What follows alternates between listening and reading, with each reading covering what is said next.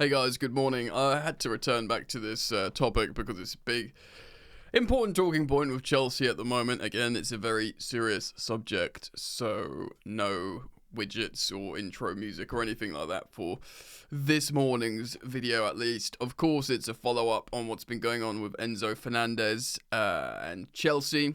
Of course, that viral clip of him on the Argentina team bus singing a racist chant towards the French players.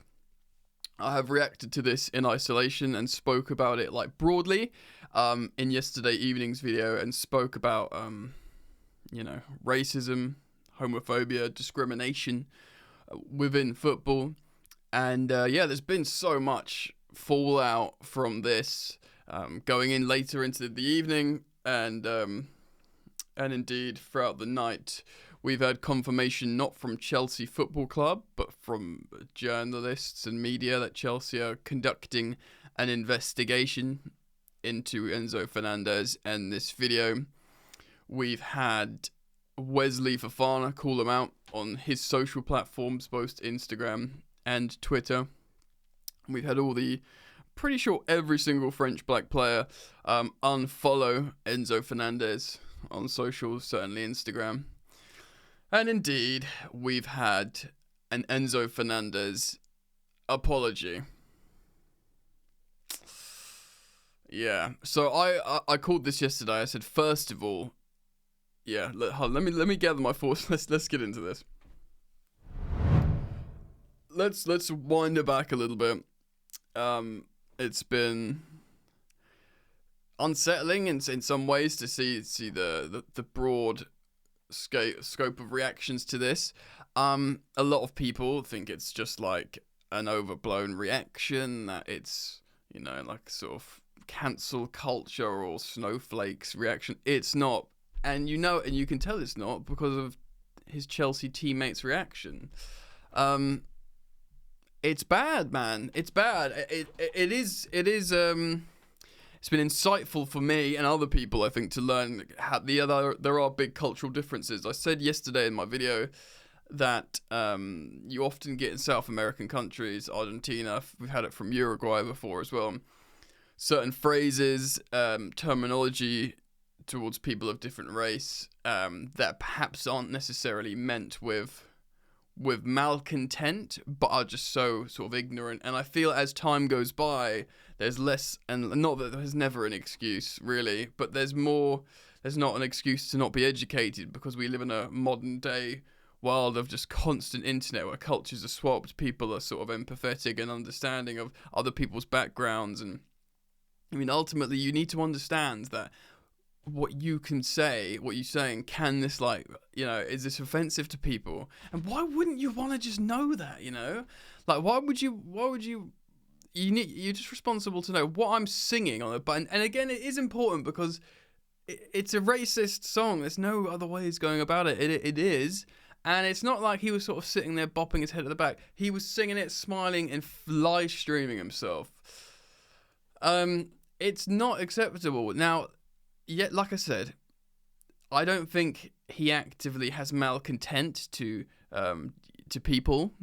I think Enzo Fernandez is a conscious racist? I don't think so. No, my position maintains the same on that. I think he's just been incredibly ignorant. And again, people fighting on social media, defending him, condemning him, rightly condemning him, but all this kind of stuff. And again, to reiterate, recirculating him and that, black toddler, giving him a cuddle, playing with him, beaming and playing with him. I don't think he actively has discrimination towards different races. I just think he's a young man that's dumb, that's been incredibly ignorant. I can't say for sure definitively here. Of course I can't. I'm speculating here. But it doesn't, and who knows? I may be wrong. No one knows how people feel and what their true intentions are. But regardless, it's almost like moot point, because what he's done is wrong, and it is racist. And he was called out on it. So let's talk about that. So of course it's racist towards black people. It's it's that's it also sort of, it's an offence to their nationality as well, because it's saying they're not French when they're proud French people. So Wesley Fofana, of course. Chelsea have a lot of black French players. We've got Ugochukwu, we've got Malo Gusto, we've got the Monaco boys, Disasi, Badia Shiel, we've got Nkunku. I said Leslie Ugochukwu, so Ugochukwu, Nkunku, Gusto, French centre backs, Fofana, maybe 6. 3 French centre backs, Fofana and the 2 Monaco boys. A lot, basically. The fact how that blows my mind, because you could be like swept away in a moment. Like I said, not streaming it. I mean, there's no excuse for it. But why doesn't he just think like, actually, the predominant, culture and race in my dressing room is with black French players. I don't want to upset my friends. I just don't know how this guy can do this. Anyway, Fofana called out. And this is on his Twitter, as you can see. I screenshotted it 20 minutes ago. It's got nearly 200,000 likes, but he did it on his Instagram as well.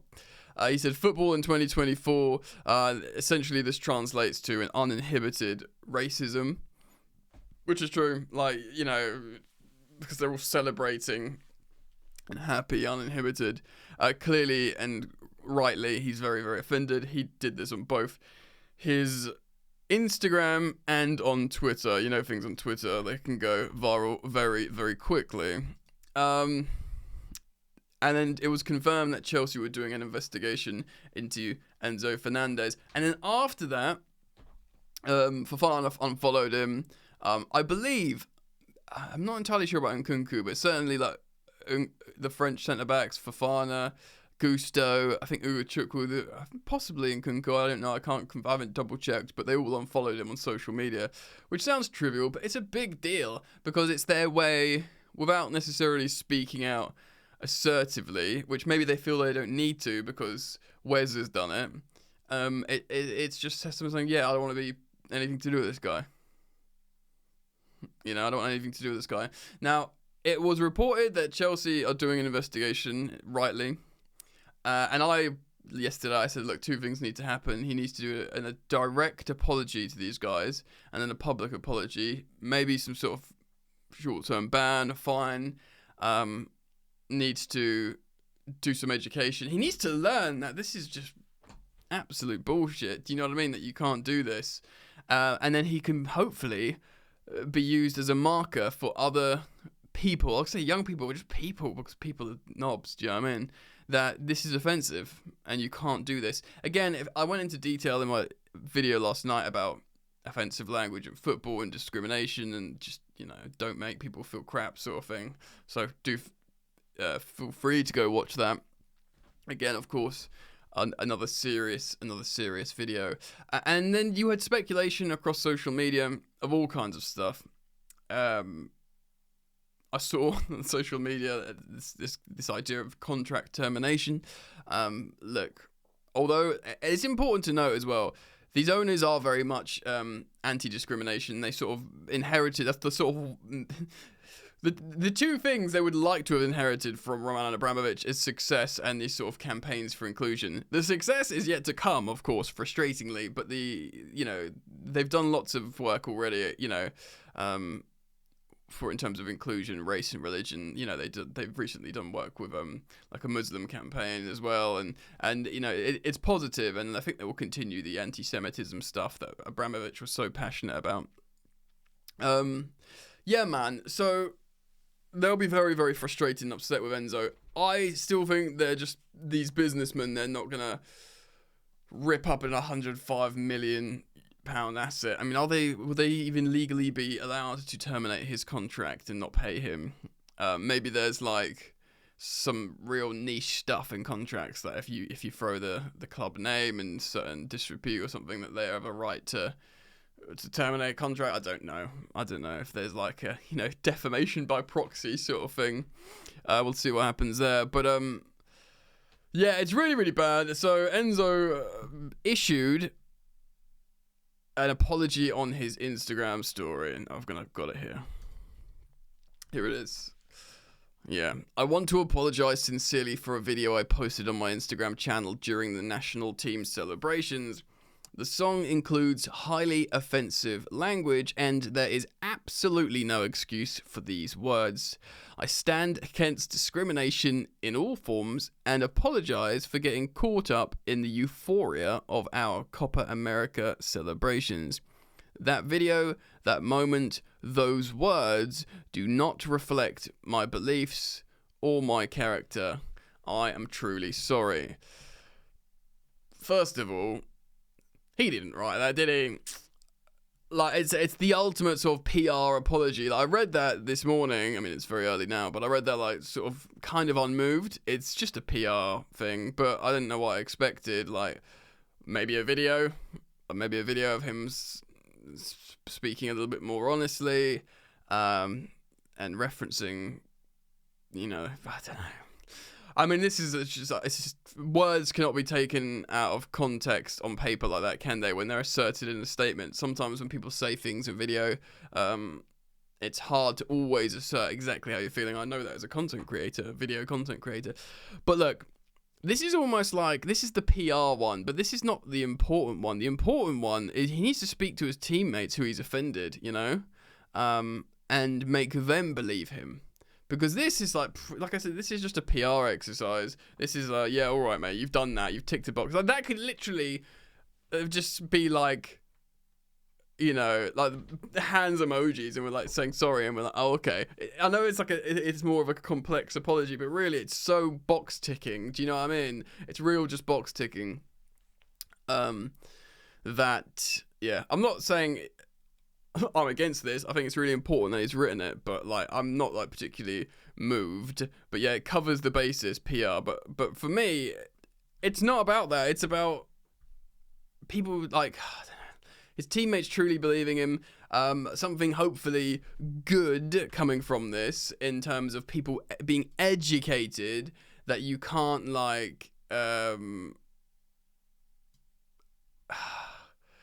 you can't like do this stuff. Education is just so important. People need to learn from, oh yeah, actually maybe I shouldn't sing that song. Oh yeah, actually I don't want to hurt people's feelings. Oh, actually I don't feel like that about these people. So why would I sing that? Do you know what I mean? That's these moments of that, and like, that's the most important thing. But and that is the most important thing. But like, the less important thing is Chelsea Football Club's dressing room, right? Because how it needs to be, he needs to make right. If this is to sort itself out before the season starts, he needs to truly apologise to those guys, explain how he's just an idiot and just didn't really understand, and Wesley said this is like racism uninhibited, which it is. He didn't say like, oh, I always knew this guy was like this and I hate him. I think he was more highlighting how disgraceful the act is. Maybe if he gets a chance to speak to Enzo again, Enzo apologises. I'm not saying Wesley and Mallow and everyone should forgive him, but if they choose to forgive him, and if they want everyone to know that they've forgiven them, then they can maybe post themselves and go, look, yeah, Enzo was wrong to do this, but he's not necessarily of that belief, and we want to move on and get into the season and play. Maybe that happens, maybe it doesn't. Maybe they're like, bollocks to that. This was wrong, you can't do that. I mean, we don't forgive you. That's their decision. And Chelsea are in for a rough ride moving forwards. But, I'm sure Enzo Fernandez's phone was popping off yesterday. And, the internet doesn't forget as well, do you know what I mean? So, opposition fans will just brand him a racist now.